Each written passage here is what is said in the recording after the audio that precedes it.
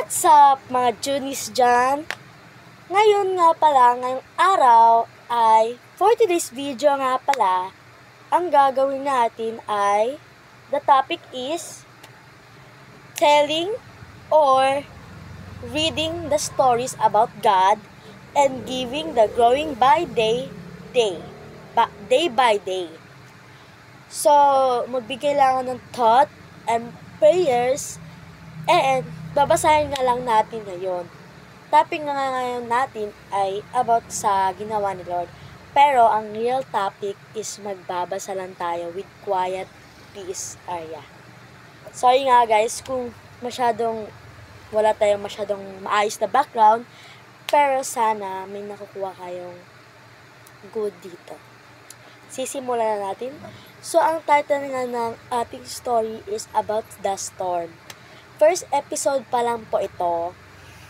At ito po ay aking ipaano sa inyo. Ito po ang stories na ginagamit ko. Gamit po siya sa Duyan Books. And marami po siyang iba't ibang stories. Maganda po ang kanyang mga stories. Yes. Yan po ang may iba't iba po siyang stories dyan.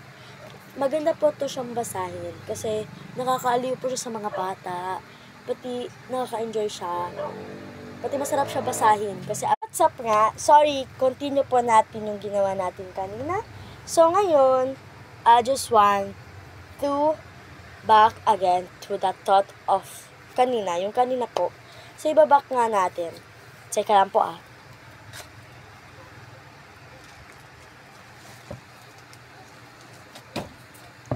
Ayan nga po. So, sa first day pa lang po tayo.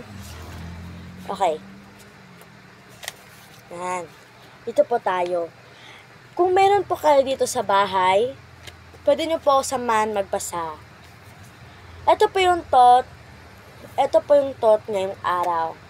When you get up in the morning, sing your favorite song from church. Kung pagkagising nyo po sa umaga, mag-sing po kayo or magkanta po kayo ng favorite song nyo po about sa mga kinakanta sa church, like mga worldly song, worship song, ganun. Ito po yung prayer for today. Pray today.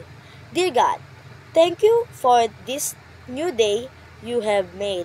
Thank you for loving me and being with me all day long. Amen. Kung Catholic po kayo, pwede po kayo mag-sign of the cross. Pero bilang taga-turo po sa inyo, hindi po ako nag-sign of the cross. So, salamat nga po sa pakikinig sa aking